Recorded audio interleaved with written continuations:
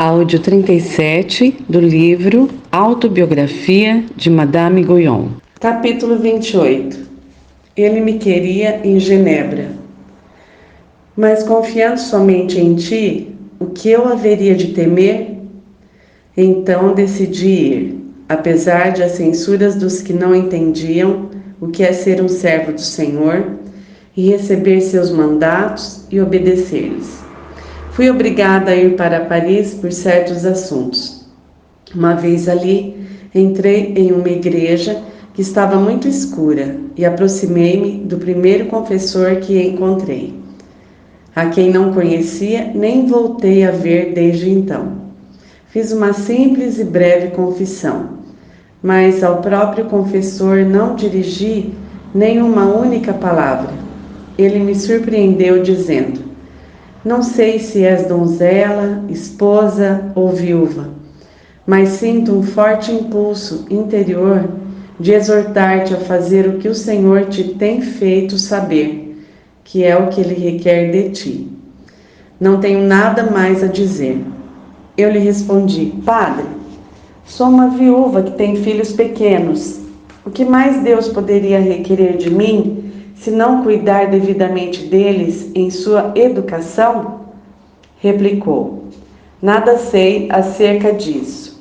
Tu sabes que se Deus se manifesta a ti, é porque requer algo de ti. Não há nada no mundo que deva impedir-te de cumprir sua vontade.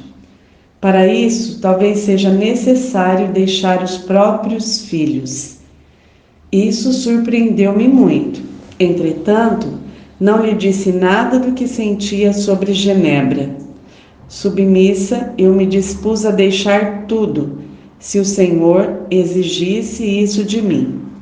Não o considerava um bem a que eu aspirava, ou uma virtude que esperava obter, ou algo extraordinário, ou um ato que merecia alguma recompensa da parte de Deus.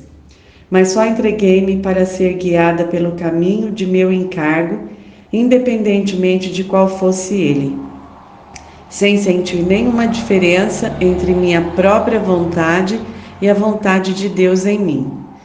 Nessa disposição eu vivia com minha família na maior tranquilidade, até que um de meus amigos sentiu um grande desejo de partir em uma missão a Sião, atual Tailândia. Ele morava 20 léguas, cerca de 130 quilômetros de minha casa. Quando estava pronto para fazer uma promessa neste sentido, ele se viu detido e algo lhe impulsionou a vir falar comigo. Veio no mesmo instante e, como tinha certa relutância em declarar suas intenções, foi ler orações em minha capela, esperando que Deus se contentasse com seu voto. Enquanto cumpria o serviço divino em meu salão, ele foi novamente detido. Saiu da capela e veio falar comigo. Então, me contou suas intenções. Embora eu não pensasse em dizer-lhe algo positivo, tive uma impressão em minha alma de relatar-lhe meu caso e a ideia que havia tido durante muito tempo acerca de Genebra. Contei-lhe o sonho que havia tido, que a mim me parecia sobrenatural. Quando terminei, senti um forte impulso de dizer-lhe estas palavras: "Deves ir a Sião, e também deves ajudar-me neste assunto. É para isso que Deus te tem enviado até aqui. Quero que me des teu conselho." 3 dias depois, tendo considerado a questão e consultado ao Senhor nisso, ele me disse que cria que eu devia ir para lá, mas para ter uma certeza maior, seria necessário ver o bispo de Genebra. Se ele aprovasse meu plano, seria um sinal de que era do Senhor. Do contrário, eu teria de esquecê-lo. Concordei com sua opinião. Ele então se ofereceu para ir a Annecy para falar com o bispo e trazer-me um relato fiel. Como era um homem de idade avançada, estávamos discutindo de que maneira ele poderia fazer uma viagem tão longa, quando chegaram 2 viajantes que nos disseram que o bispo estava em Paris. Isso a mim me pareceu uma extraordinária providência. Ele me aconselhou a escrever para o padre Lacombe e pedir que colocasse o assunto em suas orações, pois ele morava naquele território. Mais tarde ele falou com o bispo em Paris. Tendo tido a oportunidade de ir para lá, eu também conversei com ele. Disse-lhe que meu plano era ir para a região, empregar ali meus fundos e levantar uma fundação para todos aqueles que estivessem realmente dispostos a servir a Deus e entregar-se a Ele sem reservas, e que muitos dos servos do Senhor me haviam encorajado a ir para lá. O bispo aprovou o plano. Disse que novos católicos iriam estabelecer-se em Gex, perto de Genebra, e que aquilo era algo providencial. Respondi que não tinha vocação para Gex, mas para Genebra. Ele disse que dali eu poderia mudar-me para essa cidade. Pensei ser este um caminho que a providência divina havia aberto para que eu fizesse esta viagem com menos dificuldade. Como ainda não sabia nada ao certo quanto ao que o Senhor haveria de fazer por meio de minha mão, eu não estava disposta a opor-me a nada. Quem sabe, dizia eu, se não é da vontade de Deus que eu só contribua nesta instituição? Fui ver a prioresa dos novos católicos de Paris. Ela parecia estar muito contente e assegurou-me que com alegria estaria do meu lado. Como ela é uma grande serva de Deus, isso serviu-me de confirmação. Quando eu podia refletir um pouco, o que era raro, pensava que Deus escolheria a ela por sua virtude e a mim por meus bens terrenos. Quando inadvertidamente eu olhava para mim mesma, não podia pensar que Deus faria uso de mim. Mas quando via as coisas em Deus, então percebia que quanto menos havia de mim, mais encaixava-me em seus desígnios. Como eu não via em mim nada que fosse extraordinário e me via no mais baixo nível de perfeição e imaginava que desígnios excepcionais requeriam um excepcional grau de inspiração, isso fez-me hesitar e temer o engano. Não que tivesse medo de algo com relação à minha perfeição e salvação, pois elas haviam recorrido a Deus, mas tinha medo de não cumprir sua vontade por ser demasiado apaixonada e precipitada para fazê-la. Fui consultar o padre Claude Martin.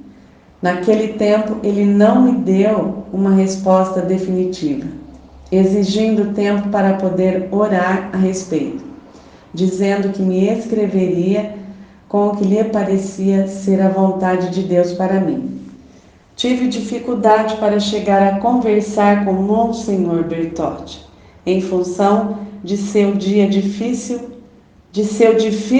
acesso, e porque eu sabia até que ponto ele condenava as coisas extraordinárias ou fora do uso normal. Como era meu guia espiritual, eu me submetia, contra minha própria visão ou juízo, ao que ele dizia, deixando de lado todas as minhas próprias experiências, quando o dever pedia-me para crer e obedecer. Pensei, no entanto, que em uma questão desta importância, eu devia dirigir-me a ele e antes preferir sua percepção sobre o assunto ao de qualquer outro, convencida de que ele infalivelmente iria revelar-me a vontade de Deus, Fui então até ele e ele me disse que meu desígnio era de Deus e que havia tido um sentir dado por Deus durante um tempo atrás, de que ele requeria algo de mim. Portanto, voltei para casa para colocar tudo em ordem. Amava muito meus filhos, tendo muita satisfação em estar com eles, mas entreguei tudo a Deus para cumprir sua vontade.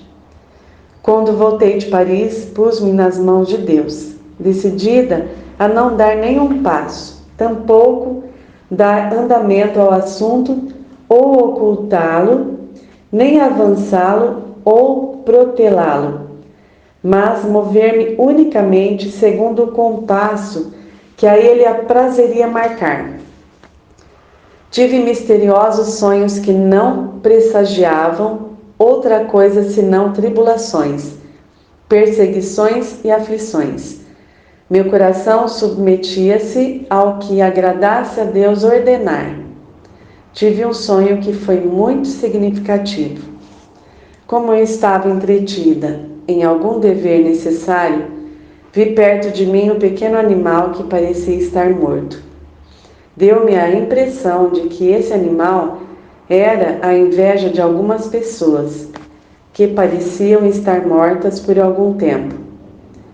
Eu o levantei e, como vi que ele fazia muito esforço para morder-me e estava ficando cada vez maior, eu o joguei longe. Em seguida, vi que ele havia enchido meus dedos de ferrões pontiagudos como agulhas. Corri em direção a um conhecido para que ele os tirasse.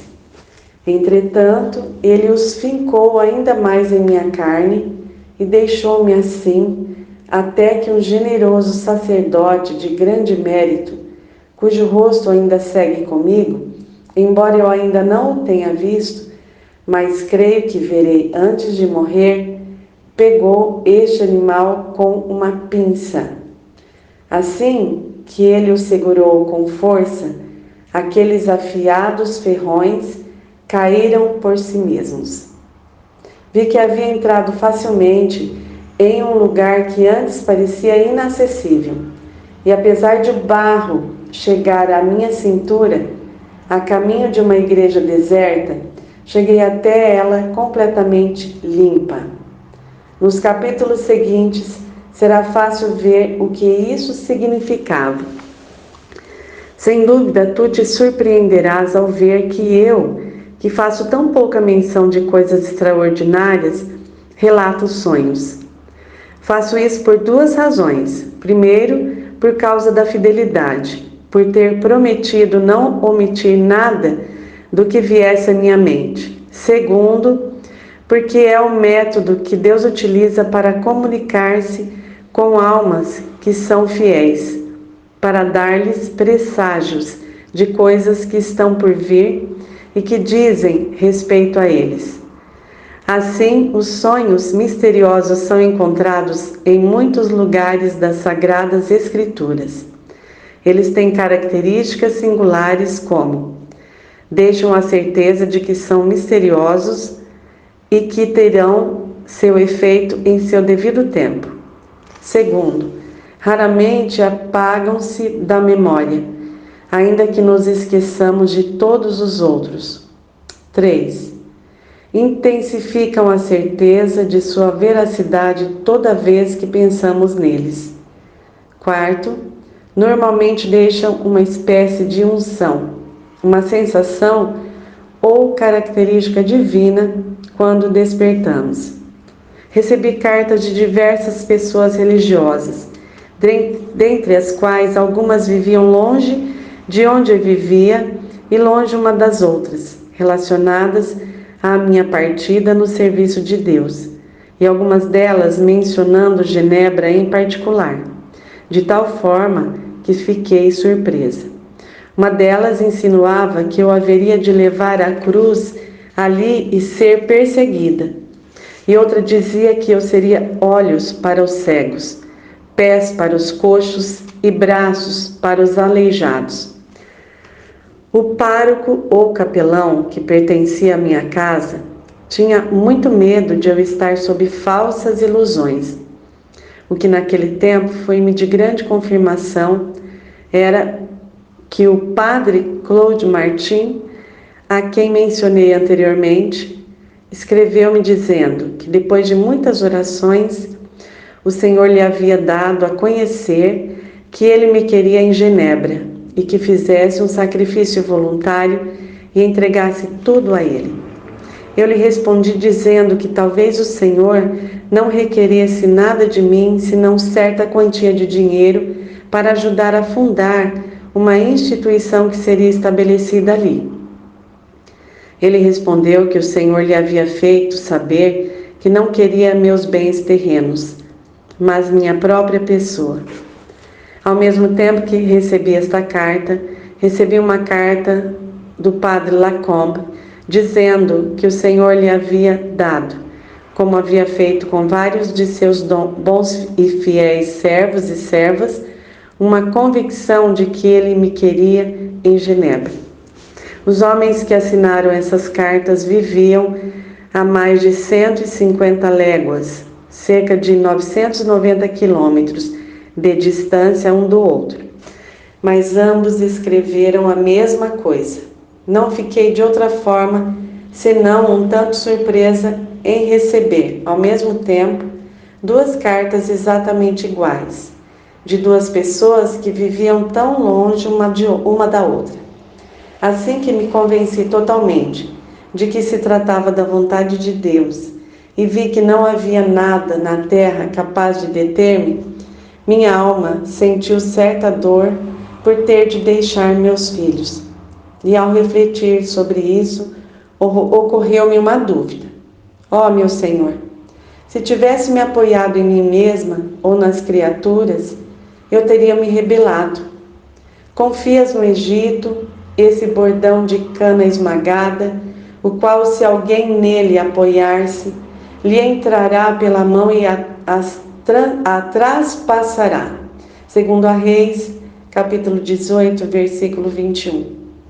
Mas confiando somente em ti, o que eu haveria de temer?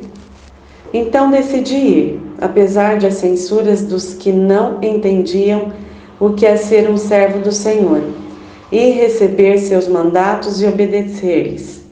Cria firmemente que Ele, em sua providência, proveria os meios necessários para a educação dos meus filhos. Aos poucos coloquei tudo em ordem, sendo o Senhor meu único guia.